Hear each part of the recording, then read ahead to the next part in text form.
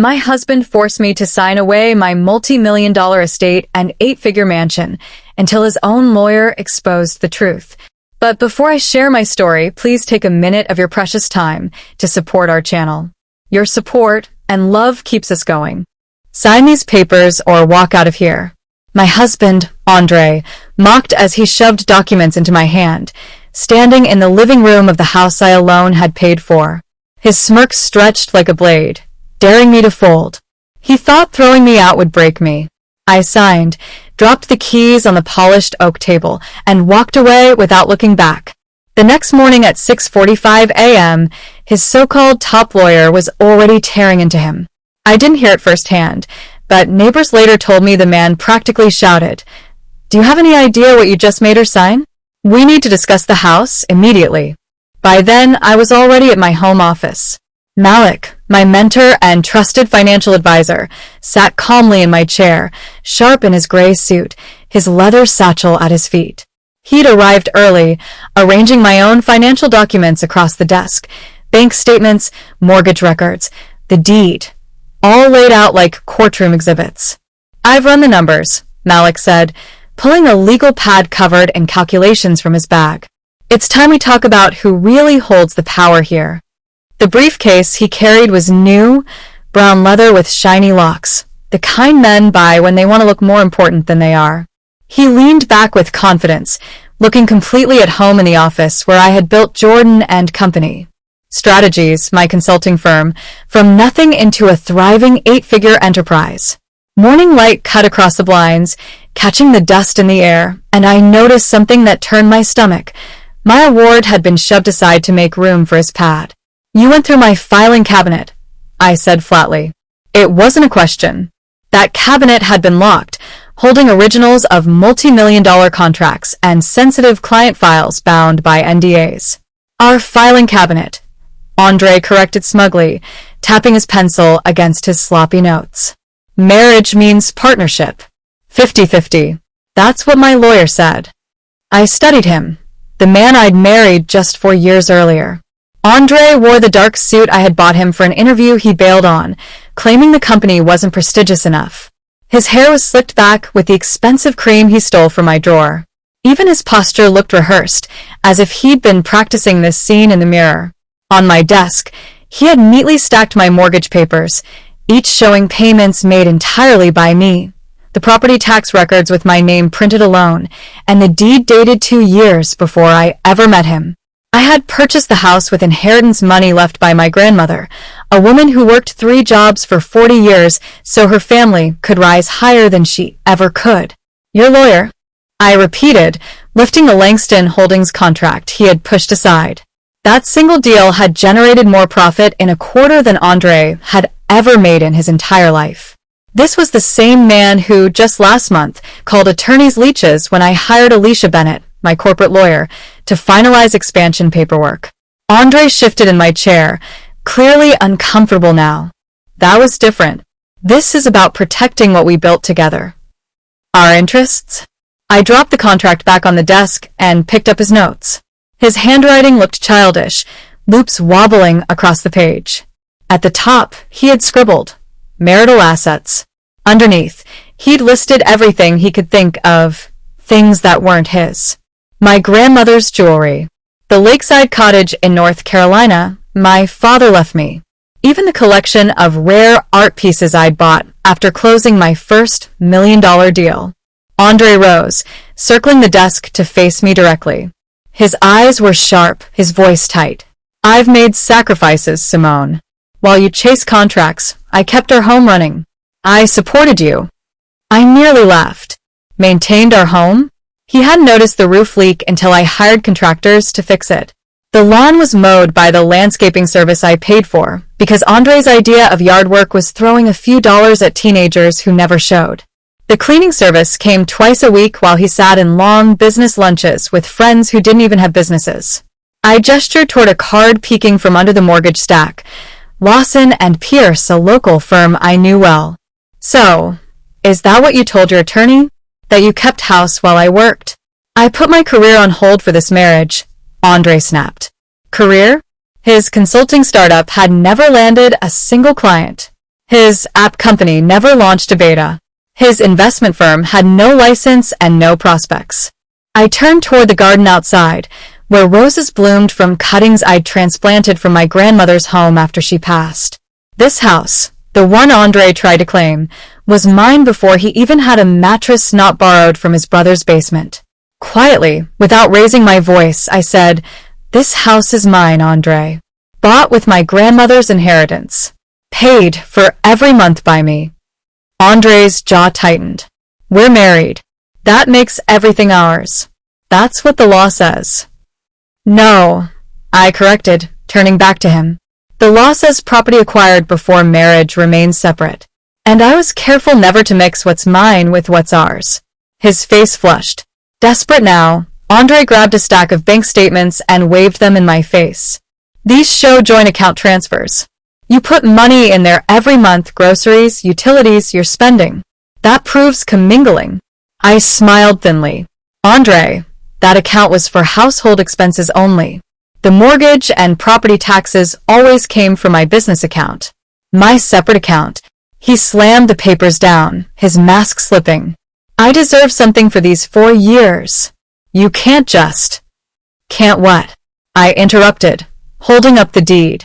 "Can't keep what's mine? Can't protect the roof I built over our heads while you played entrepreneur at the gym?" Andre fumbled with his new briefcase, hands shaking at the locks. "This isn't over," he threatened.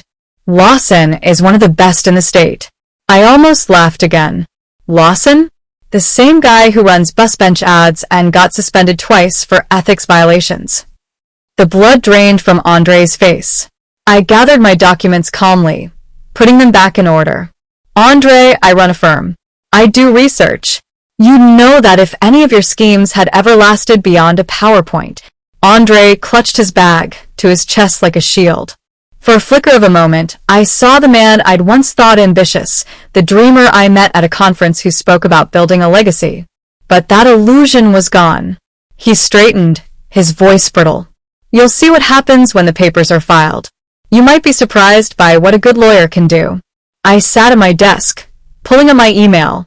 Fresh client inquiries, renewal contract, and a flagged message from Alicia. She'd been preparing me for this for months. "Andre," I called as he reached the door. He turned, hope flashing across his face. "The locks will be changed by tonight." His hope vanished. But even that was just the beginning. By noon, I'd settled into the rhythm I trusted most: work, contracts, facts, things that didn't lie to you. That's when Imani, my senior associate, tapped the frame of my office door, a manila folder hugged to her chest like a shield. "I wasn't sure if this should go straight to you," she said, eyes lowered. Imani had been with me 3 years, sharp mind, steady hand. I'd never seen her look rattled. She placed the folder on my desk. Monthly statements, vendor summaries, corporate card logs. I usually reviewed myself. "Andre picked these up from accounting yesterday," she added carefully. "Said he was helping you with reconciliations." I flipped to the corporate card. Perfectly ordinary until it wasn't.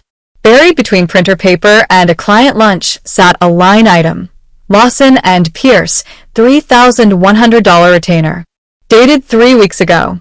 The same day Andre surprised me with flowers and reservations at my favorite spot, talking about fresh starts and us time. A dry heat crept up my neck. Did he say anything else? Imani shifted. He asked me how corporate assets are handled in partnership situations. I assumed he meant vendor partnerships. "Of course he did," I said, voice even. Andre, who used to misplace his own debit card, suddenly wanted to audit partnership assets. 2 more charges glared up from the page. Crown appraisals, $275 consultation, and Brandon K. valuation, $420 review. I pulled up Brandon K.'s profile on my laptop. Business valuator, private companies, expedited assessments. Exactly the sort of person you hire when you want to pretend you own what you don't. At 12:20, my phone lit with a picture from our wedding day. Andre's contact photo. We were laughing at something off camera, 2 people who thought promise equaled proof. I let it ring to the last second before answering. "Hey, babe." His tone sounded borrowed, like he'd downloaded it. Paper rustled on his end. What time you getting home? I'm planning something special for dinner. Andre didn't cook. In 4 years, his culinary accomplishments were reheated wings and burnt toast. I'll be home by 7. I lied, already reorganizing my evening. Need me to bring anything? No. I've got it handled. Another line I'd never heard him use about anything that mattered. Just bring yourself. We should talk about our future, make some changes that help both of us. When he hung up, the office felt too quiet. It wasn't fear that crept in, it was clarity. A man who needed step-by-step instructions to run the espresso machine had decided he could run off with my house and my company. My mother rarely called during business hours. Aunt Laverne did. Her name flashed across my screen with the speed of bad news. Baby, explain something to me. She didn't do small talk. Andre rang this morning asking about Daddy's cottage at Lake Greenwood. Wanted to know if it's in your name outright or tied up anywhere. The Lake Cottage, 2 acres, Carolina Pines, my father's quiet joy. Andre had gone once, complained about the Wi-Fi, and swore off that rustic mess. What did you say, Auntie? That my memory ain't what it used to be. A pause, then a low chuckle. Which is a lie. I remember everything.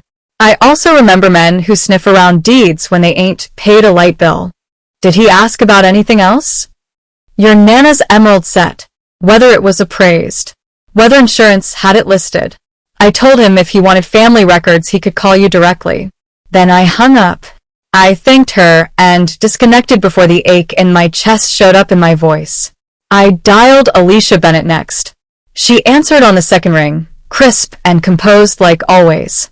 You read my note? I did, I said. And he's escalating. Keys clacked on her end. Let's review. SJ Legacy Trust, established 2 years before you met Andre. House titled to the trust. Your business incorporated separately. No commingling with marital funds. So, I'm insulated. You're fortified, Alicia said. But listen closely. Let him perform. The more he talks, the more he documents his intent. Georgia is one-party consent. Keep your phone recording tonight. We'll take his script and turn it into evidence. I looked at the afternoon sun slicing across my office floor. He's planning a show. Then give him a stage. Alicia's voice softened a fraction. And Simone? You're not losing. You're learning who he really is. By 6:58, I pulled into the driveway of the house my grandmother's hands had built in spirit. The air inside smelled wrong. Soy sauce and cheap cologne. Andre had ordered from that bargain takeout spot off the freeway, the one we banned after the hair in the rice incident. Yet there on the table sat my great-grandmother's blue china, hauled out like props for somebody else's ceremony. Candles burned low, lights dimmed to that artificial hush people call ambience when they don't know the word for grief. Sit, Andre said, gesturing to my usual chair while he stayed standing, a bulging manila folder tucked under his arm. He'd changed into a navy suit I'd bought him during his last search. My phone, already recording, pressed warm against the lining of my jacket. We need to talk honestly about where we are, he began, adopting a rhythm that didn't belong to him. I've been doing a lot of work. Therapy. Reflection. I realized our marriage is unbalanced. You disappeared into work. I've been carrying the home, the emotional labor. My dreams have been on hold. He'd never seen a therapist, but he'd certainly seen YouTube. He slid the folder toward me. This is fair to both of us. Inside, a Frankenstein of templated legalese and fantasy. He demanded the house, citing maintenance and improvement he couldn't spell, much less prove. Alimony to restore equity for sacrificed opportunities. A claim that Jordan and Company Strategies was a marital asset because he'd been my strategic advisor since day one. You want half my company? I said. Not a question. I've been your sounding board, he announced, confidence growing like a weed. Networking side by side. Supporting your late nights. Sacrificing my ventures. I turned the page. He'd listed Nana's jewelry as marital gifts. The Lake Cottage as joint recreational property. Even my car, bought 6 months before our wedding, was tagged as shared. What's fair? Andre added, stepping closer, is we divide what we built together. Community property. Georgia doesn't work the way your Instagram reels do, I replied, careful to keep my voice level. He tapped the signature lines with a cheap blue pen, angling his body between me and the door. A bus bench lawyer would call that posturing. I'd call it laughable. You signing? He asked. Or, we doing this the hard way? The hard way? I echoed. Define it. He lifted his chin. You either sign or you pack. I live here. I've established residency. I've contributed to this home. So either this paperwork gets your name on it, tonight, or you leave your keys on the table and get out. This is my house now. The room went very still. The candles flickered like they were listening. I picked up the pen. Andre's shoulders dropped. Triumph pooled in his eyes. He reached for his phone, no doubt to text his brother that the coronation was complete. Slowly, neatly, I signed my name on every page he'd shoved at me, precisely the way I signed seven-figure contracts. When I was done, I set the pen down. Then I pulled my house keys from my pocket and placed them next to the papers with ceremony.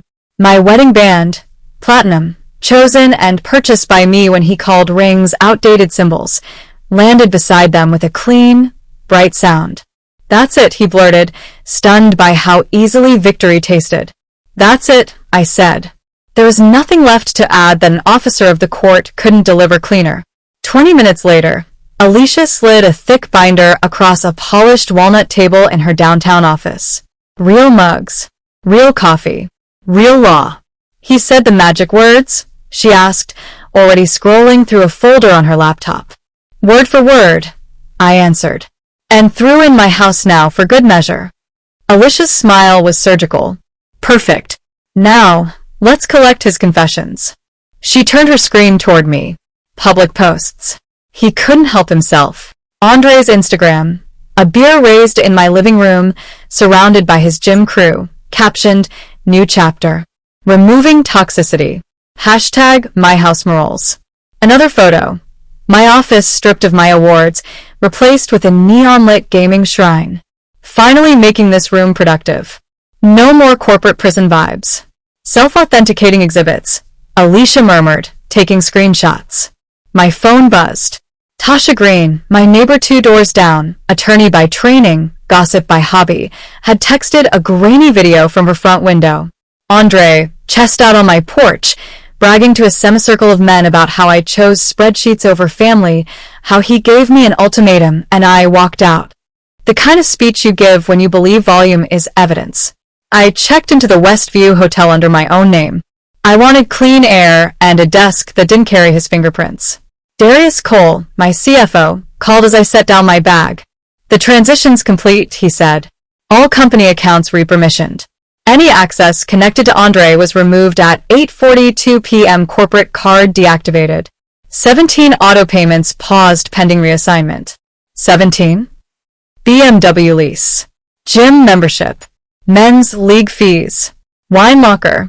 And something called presence coaching, $400 a month for a year. He exhaled softly. Also, he tried to run the corporate card at King's Tavern 20 minutes ago. Declined. I thanked Darius and opened my banking app. The joint account logged failed attempts in real time. $118 at a sports bar, $86 at the liquor store, $49 for pizza. Declined. Declined. Declined. Each one a breadcrumb for the record. Another ping. Imani. He called the office trying to get into the company portal, said he needed partnership documents. Security flagged it and locked down the IP. Then Renee Fox, a fitness influencer with a curated life, popped up on my screen. In one post, she wore a diamond tennis bracelet I recognized intimately mine. Another clip featured my Cartier watch under strobe lights with the caption leveling up. My stomach went cold.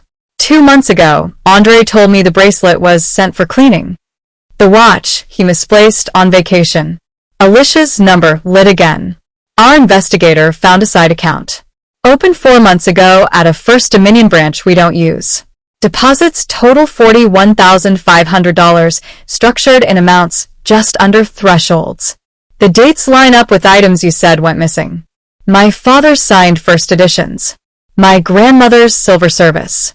Pieces of a life sold off retail while I was out building wholesale. Alicia's tone hardened. He's been inventorying your world for parts. We'll treat it like what it is. Conversion and concealment.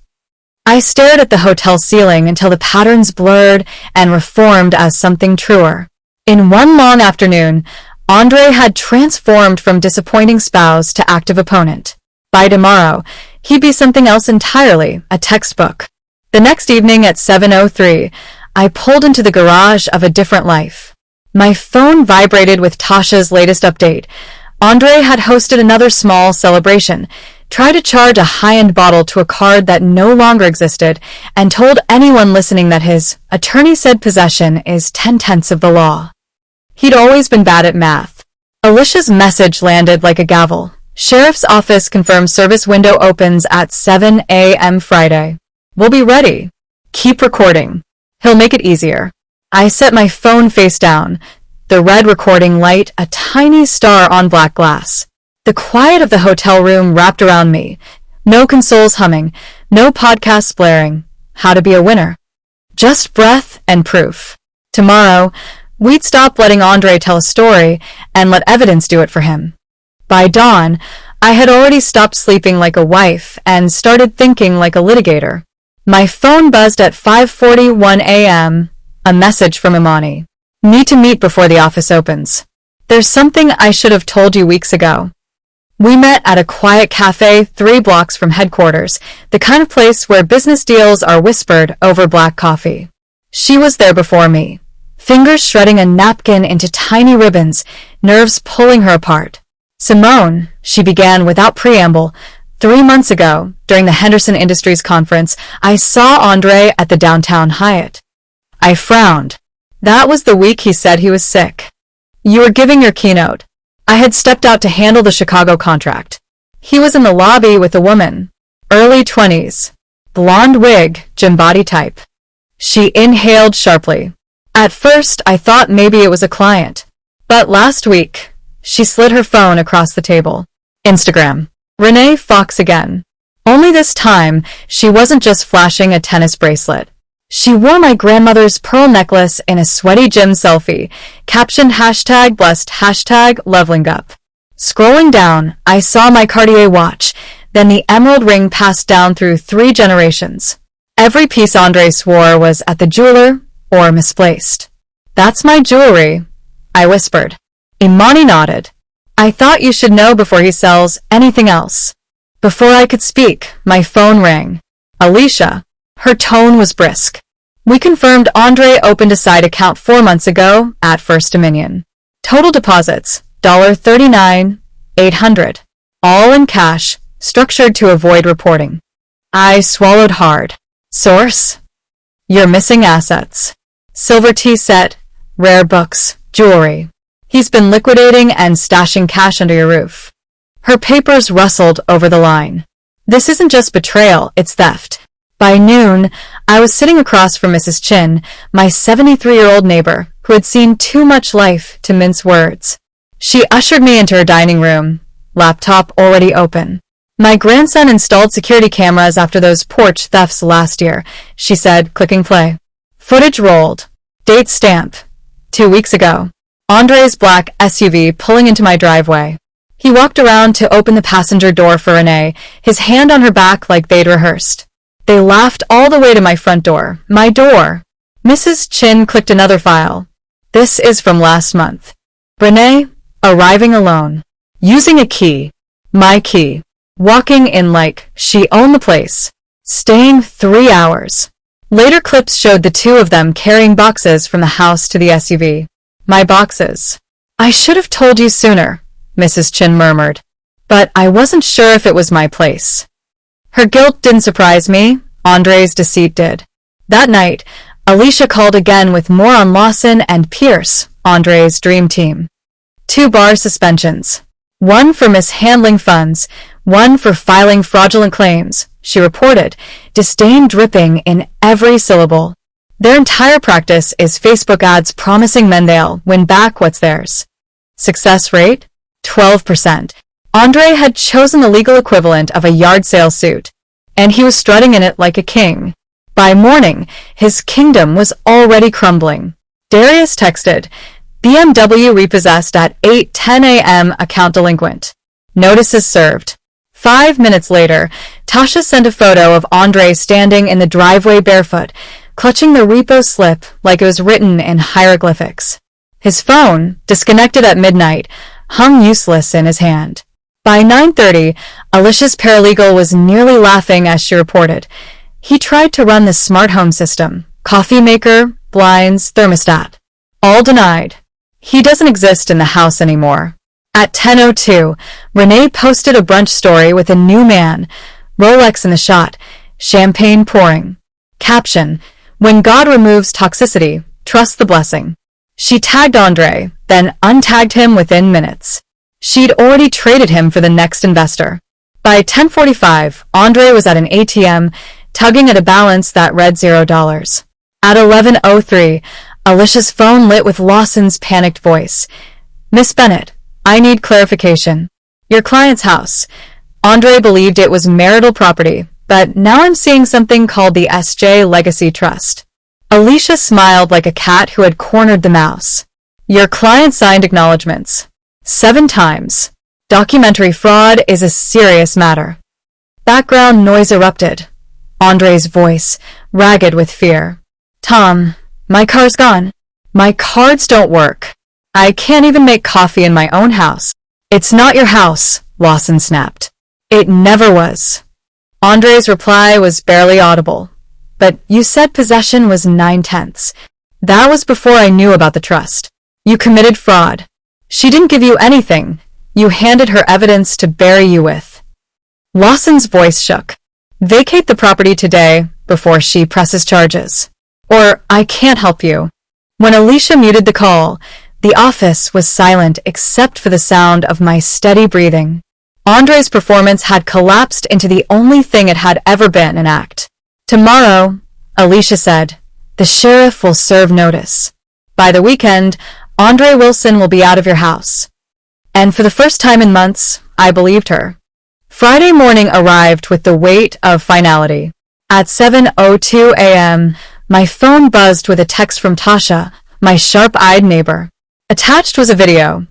Deputy Harris from the county sheriff's office walking up my driveway, crisp uniform, eviction notice in hand.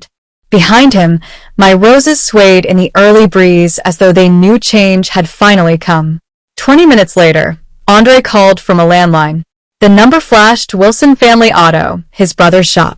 His voice cracked like old paint. Simone, we need to talk. This has gotten out of hand.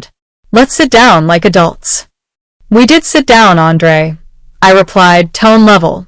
You slid papers across the table demanding my home, my company, and my inheritance.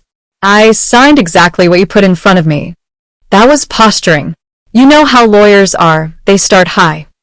He tried softening, his voice wobbling between charm and panic. We can work this out. Maybe counseling.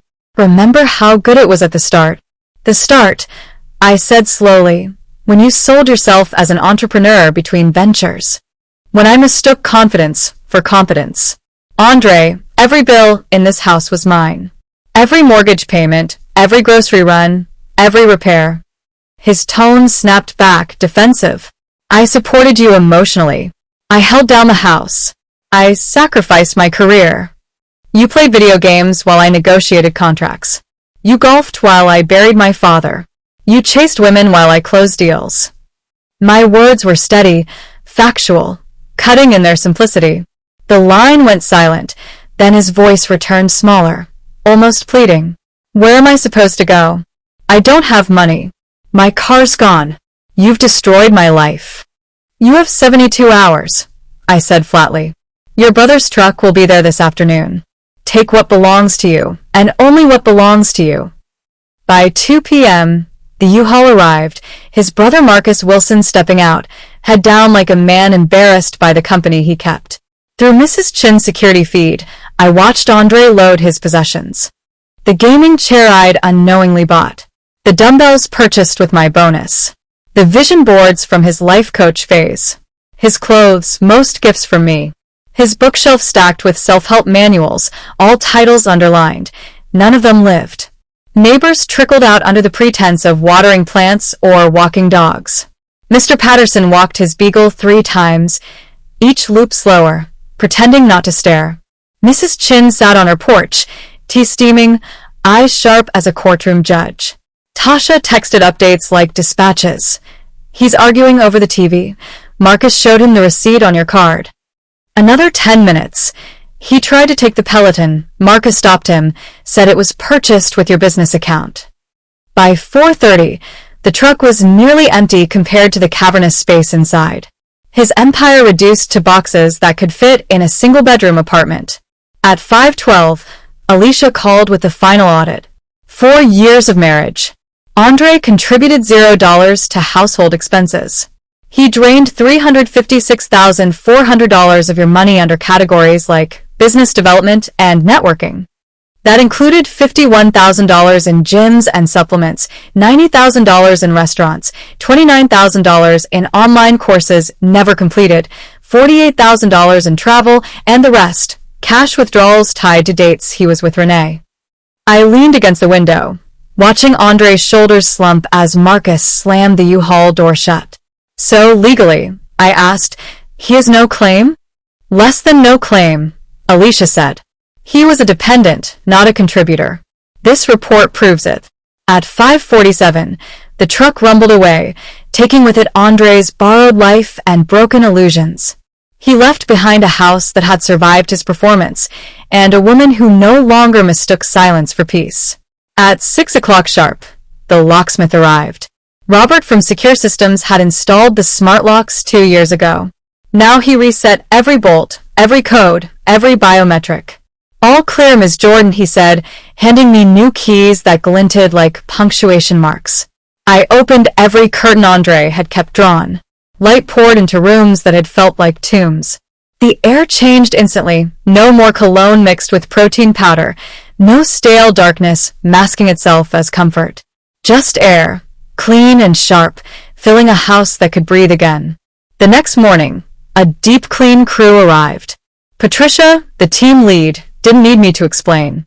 She'd handled enough divorce sanitations to know.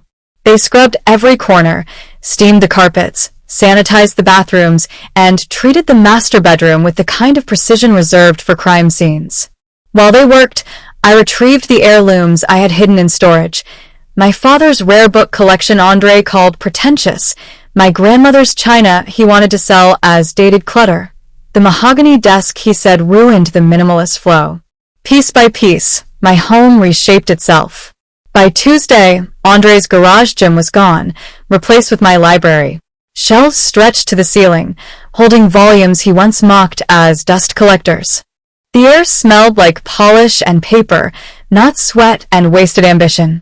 On Thursday, my sister Danielle flew in from Chicago. She walked into the kitchen with a bottle of champagne and 2 crystal glasses, ones Andre claimed were impractical. She poured, then raised her glass. You finally came to your senses. We drank in the kitchen light, laughing as the locksmith's quiet handiwork and the cleaner's elbow grease gave way to something greater. A home. Finally mine again. And outside, word was already spreading. Andre wasn't an entrepreneur. He wasn't a visionary. He was just a man evicted with his own lies boxed up behind him. By early summer, the story had traveled further than I ever needed to tell it. In business circles, Andre's name became shorthand for caution. Don't pull a Wilson. Executives joked at luncheons, shaking their heads at the man who'd tried to steal a house he never owned. I didn't have to say a word. The truth circulated by itself.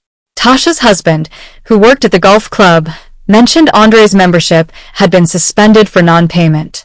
The owner of his favorite steakhouse emailed my office politely, asking if the corporate account was still valid for Andre's dinners. It wasn't. Renee Fox, the Instagram siren who once flaunted my pearls, posted cryptic stories about learning to spot red flags before blocking him entirely.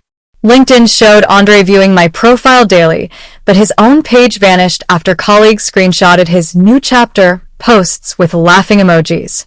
6 months after his eviction, I threw my first dinner party in the house, reclaimed room by room. Alicia arrived early with her wife, carrying wine that cost more than Andre's old executive coaching bill. Imani came with her fiancé and a bubbling pan of lasagna, exactly the kind of carbs Andre once sneered at. Mrs. Chin brought dumplings fragrant with sesame oil, the same ones Andre dismissed as too ethnic. Even Danielle stayed a few days longer, eager to fill the home with laughter instead of silence. We gathered around the dining table Andre wanted to replace with something sleeker. Candlelight danced across my grandmother's china, not as props this time, but serving their real purpose, connection. Conversation flowed naturally, rich and easy. No forced networking laughs. No man in the corner rehearsing dominance. Just warmth, like the house itself had been waiting for voices that belonged. After dessert, Alicia raised her glass of champagne. The bubbles caught the light like sparks. To Simone, she said. Who proved the sharpest revenge isn't destruction, it's documentation. Protecting what's yours while letting pretenders collapse under their own lies. The toast rippled around the table, glasses clinking, laughter spilling over. I looked at each face, women and men who had stood with me, believed in me, shielded me from doubt when betrayal threatened to rewrite the script. The house was mine. My company was mine. My memories were no longer polluted by Andre's noise. Every room, every shelf, every window now carried only what I chose. Andre had wanted to take everything, but what he never understood was this. He couldn't steal what he never built. He walked away with boxes of empty promises, while I stood inside a legacy fortified by work, family, and proof. That night, as the party wound down, I stepped into the backyard. The roses from my grandmother's cuttings bloomed wildly, fragrant and alive. The air carried laughter from the dining room, light and full. And in the quiet, I realized the story had never really been about Andre. It was about reclaiming space, choosing clarity, and refusing to let performance pass for substance. The man who once said sign or get out was gone, and I was still here, stronger, freer, home. In the end, Andre thought he could outsmart contracts. Was it when Andre's and years of discipline? Or what he never realized was that preparation beats performance every time. Don't forget to walk away with boxes of false starts and broken promises, true style while Simone stood in the light of her own strength, house intact, business thriving, family by her side. This wasn't just about a marriage ending. It was about reclaiming dignity, guarding legacy, and proving that no one can take from you what was never theirs to begin with. Now it's your turn. What part of Simone's journey hit you the hardest? Was it when Andre's lawyer screamed in panic, when the sheriff served the eviction, or when Simone toasted to her freedom with her loved ones? Share your favorite moment in the comments below. Don't forget to like, subscribe, and follow so you never miss more stories of betrayal, courage, and ultimate triumph. Because sometimes the best revenge isn't loud, it's living free in the home they swore they could take.